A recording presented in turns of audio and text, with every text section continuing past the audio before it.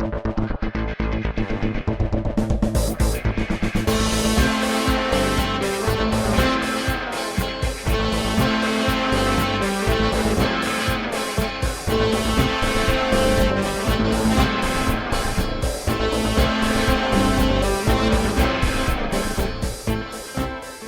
I was a kid, there were always plenty of vintage oddities around the house to play with and learn from.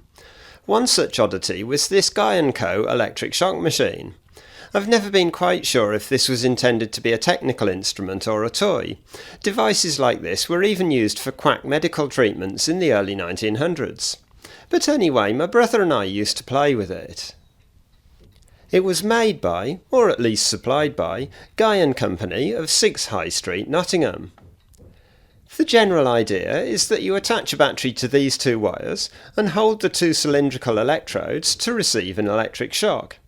The insulation on the wires is somewhat perished, so I replaced these before testing it. It works in a fairly similar way to a car ignition coil.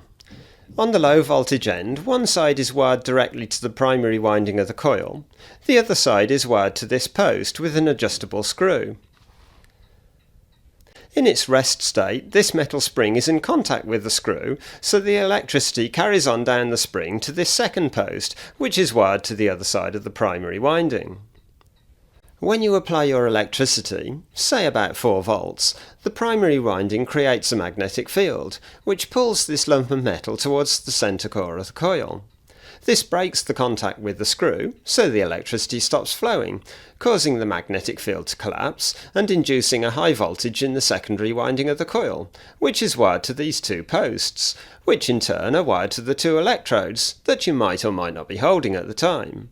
The spring then makes contact with the screw again and the process repeats. I'm not sure if the leads to the electrodes were always really high resistance. They seem to be mostly made of silk-wrapped fabric with a tiny conductor woven in. Maybe this was deliberate to limit the shock, or maybe they've just deteriorated over time. Anyway, I'll see how they go before I meddle with them. To set the machine up, you had to fine-tune the screws so the contact would repeatedly open and close, and that was more or less it. Although there was just one more thing. This rod in the centre of the coil adjusts how much shock you get. With the rod fully in, the shock is quite mild, and then it gradually increases as you withdraw the rod, until the rod is fully out and you achieve the maximum pain level. With hindsight and a little more knowledge, I'm not entirely sure how safe this thing is, and I think I'd be more inclined to place a single hand on the electrodes rather than have the high voltage passing up one arm, across the chest and down the other arm. I wonder if I could get away with just ending the video here without trying this thing out. No, thought not. Well, I've lashed together 3 1.5 volt batteries to give me a 4.5 volt supply. The negative is wired permanently, and the positive I'll just dab on the batteries as and when needed. I'll need to adjust the screw to get the points vibrating properly, and it's possible that the unsuppressed spark will actually interfere with the audio, so there might be a slight drop in quality. So first off, I'll hold the wire against the battery and adjust the points till the thing starts vibrating. There we go, that's good. Okay, checking that the core is pushed in properly and get the thing running, and I'll try it out.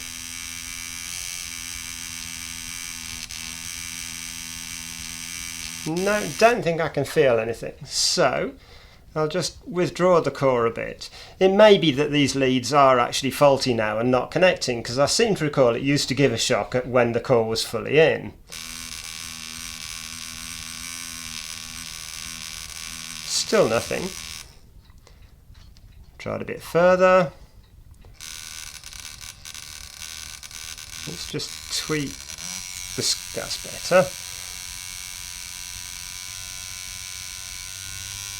Oh, yep, okay, that was a shock.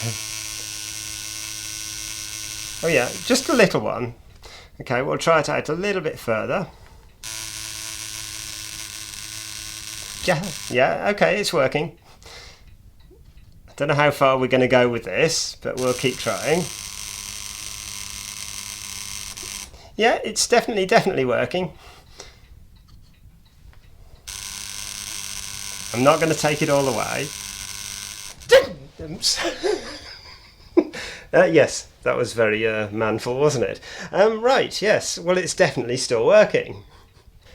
I don't think I've got a way of measuring the voltage that will come out of this. I'm certainly not going to put my multimeter onto it, but I wonder if it gives enough voltage to create a spark. So if I connect a couple of possibly slightly more reliable leads rather than these tatty old ones, if I connect these two, don't short it against the battery, and I'll probably have to dim the lights and see whether there is indeed teeny tiny little spark.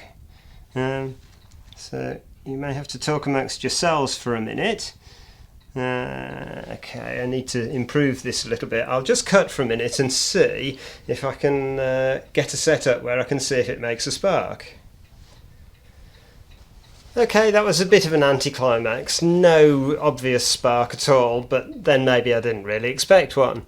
But what I thought I would do is just wire the electrodes directly with crocodile leads, bypassing the old braid cables. So let's give it a quick go with the core pushed fully in. Oh yeah, there's a little tingle there. Let's just take it out a little more. That's bold. Yeah, that's definitely working better. So I think we were losing a bit of conductivity through these old wires. Just go a little bit further. I think that'll do for today. Yep, that's definitely working better like that. There is one more story relating to this machine. My brother and I used to mess around with it, and when we discovered the rod in the centre that adjusts the amount of shock that you get, we decided to show the unit to my sister. We demonstrated how safe it was by both holding onto the electrodes, and then when it was her turn, we might have removed the rod by accident? Well, no harm was done. Well, at least none more than a bit of mental scarring. Don't try this at home. Anyway, that'll probably do for this video. If you've enjoyed watching, please like the video and maybe even subscribe to the channel. And don't forget to click on the bell icon so you get notifications when future videos are released. So that's it for now. Thanks for watching, and I'll see you in a future video. Jesus!